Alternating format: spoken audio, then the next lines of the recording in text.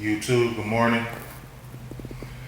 This video is going to be partially a continuation of my last video as far as prepping the vanity for paint. I'm going to pick back up on the sanding portion of it. I've been off doing other stuff, so that's why it took me so long. But also I'm going to show you guys the overall project as far as painting the bathroom, like I said, taking care of the vanity and painting that, and little tricks that I've, hood tricks that I've picked up along the way as far as doing certain things. All right, so let's go.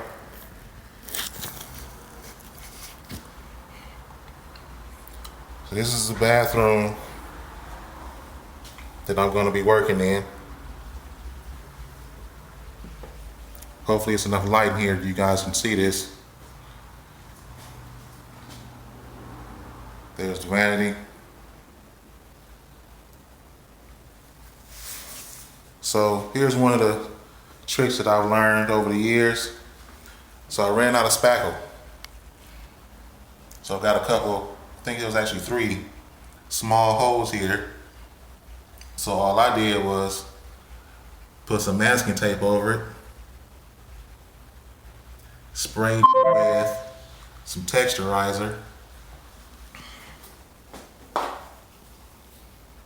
This stuff right here works great. Got the adjustable nozzle right here. We can go from switch to spray out from fine to thick, like my wife. Got another spot over here. Just repeat the same steps. Taped it, sprayed it. Once I put this paint over it, you're not even gonna know it was there. There's another one. There's 3 more up there. So all of this stuff is gonna be coming off the wall, not the mirror. These dispensers. I know a lot of you guys will say, why don't you just tape around it? That's the part of paint that I can't stand. I hate taping off shit. I'd rather just take it off the wall. That's coming off the wall. All this stuff. Once again, hopefully the phone's picking it up. You guys can see where this cabinet does need a lot of care. So I'm about to bang this out.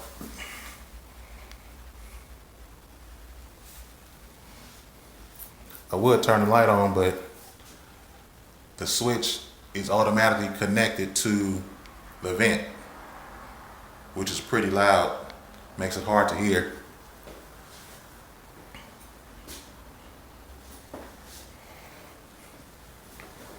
I'm going to be using the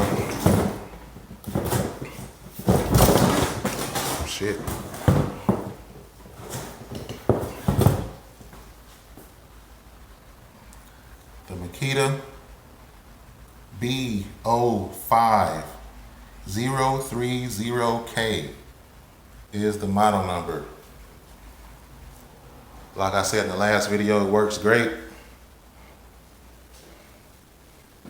So if that's something you guys want to pick up, I would highly recommend it. And I'm about to get to it. Oh, also, that hood trick that I was talking about earlier, I'm going to be using that on this also. You can see where, I guess that would be like the top layer of the drywall, which seems like construction paper type material, has gotten wet and it's coming loose all the way down on the edge. So of course I'm not going to cut out a piece, cut it out and then replace it with a whole, like a partial sheet of drywall. I'm gonna do one of these numbers with either more masking tape or something that's a little more resistant to moisture since it's closer to the ground. Good old-fashioned duct tape. Yep, duck. D-U-C-K-T-A-P-E. Duct tape. But yeah, I'm about to go ahead and get this project started.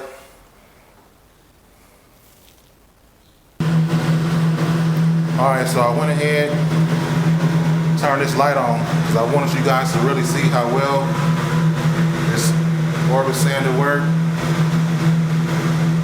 Man, that thing's loud. Hopefully you guys can hear me. Let's get to it.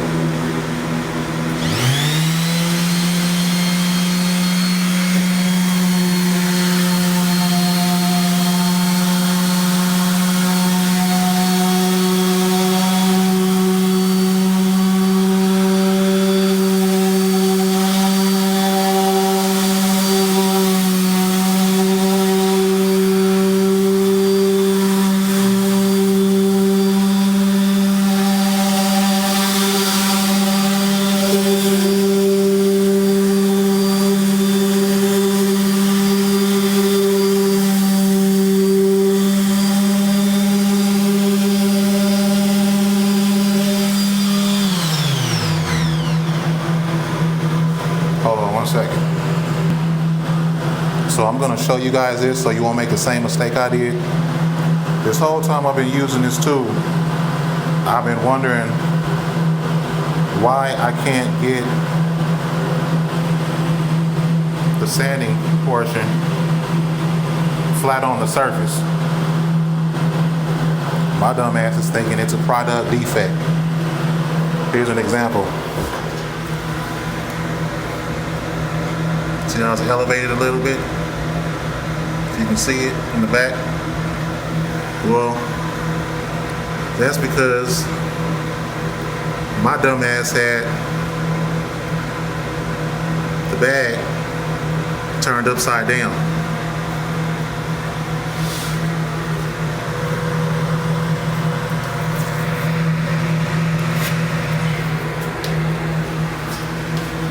Spin it around. There it is there.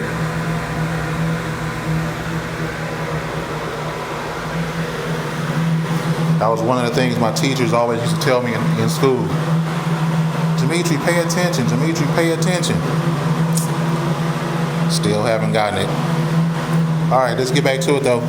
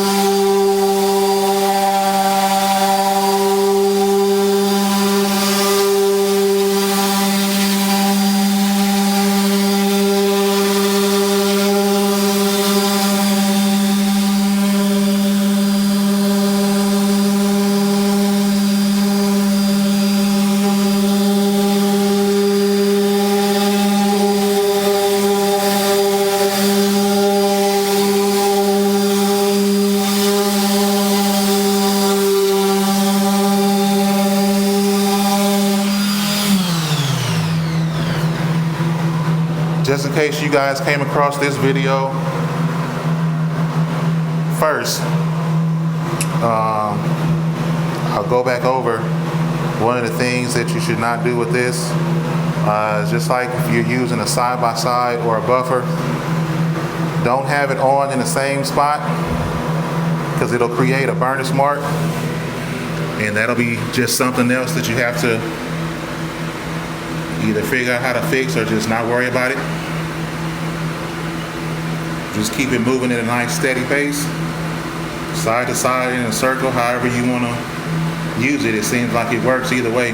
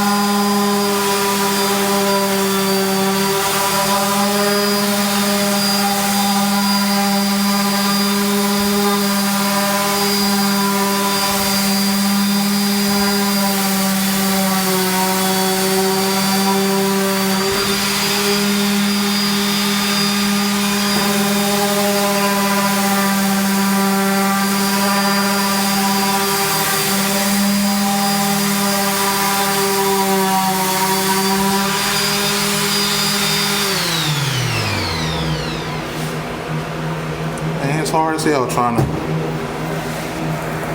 record shit and do a job with one hand. I don't know how some of y'all do it. I guess experience. It'll get a little easier.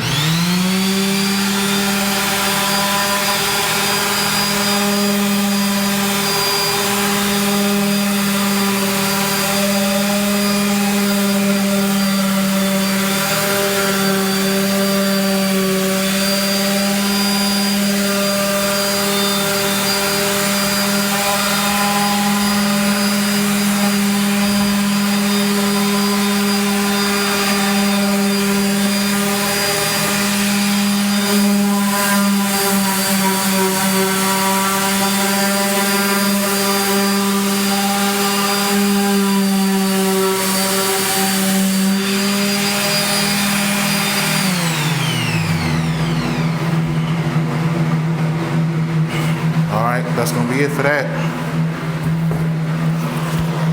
Let's see if it's pretty smooth. Oh shit, that's straight right there.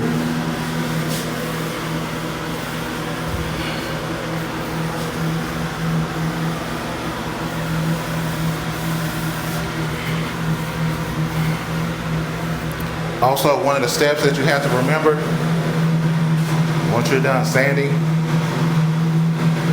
either using a tool or not, before you paint it or put stain on it, you gotta make sure you either use some compressed air and blow off the dust, or just like a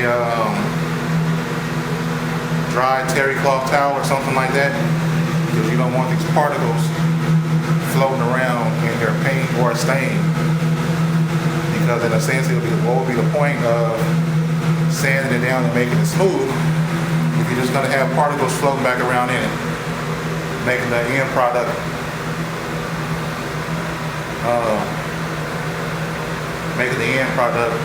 feel the same, kind of rough.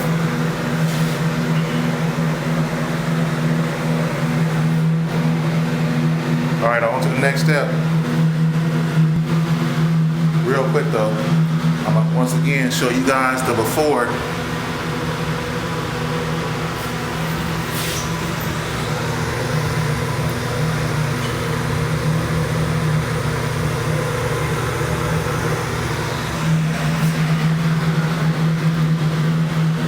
Then I'm gonna hit you with the after.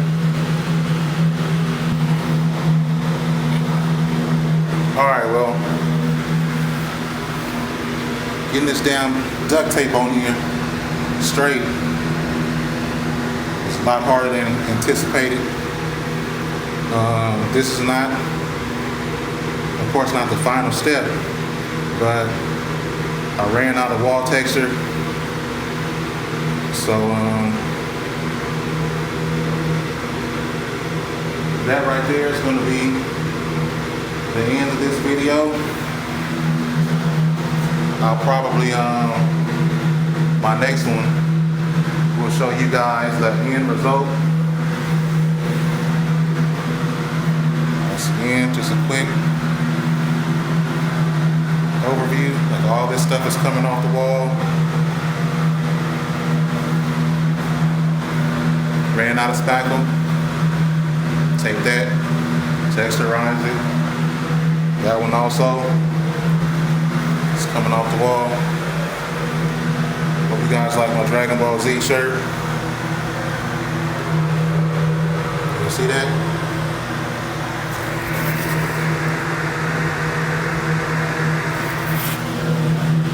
I'm out.